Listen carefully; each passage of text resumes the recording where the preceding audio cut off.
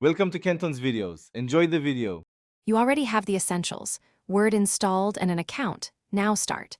Open the Word app and sign in when prompted. This links OneDrive for autosave.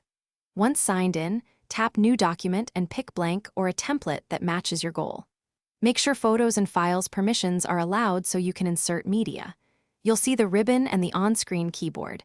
Tap the document body and begin typing right away. This gets you into the editing flow quickly and reliably. Now you'll do the heavy lifting: edit and format.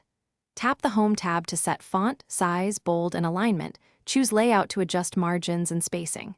When you tap text, you get a selection handle and a floating menu for copy, paste, and style. Use Format Painter to replicate styles fast. To add visuals, open Insert, choose Image, Table, or Link. If collaborating, enable track changes and add comments so reviewers see edits. Make sure autosave is on. That prevents lost work while you refine content. Finish by saving and exporting correctly.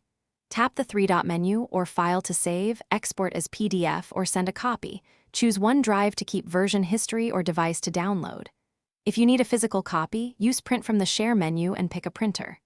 Once done, close the document from Recent or Back to Home. Word autosaves, but confirm the cloud icon shows synced.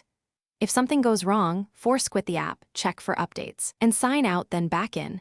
That resolves most sync or permission errors. Thanks for watching. Consider subscribing if we helped you.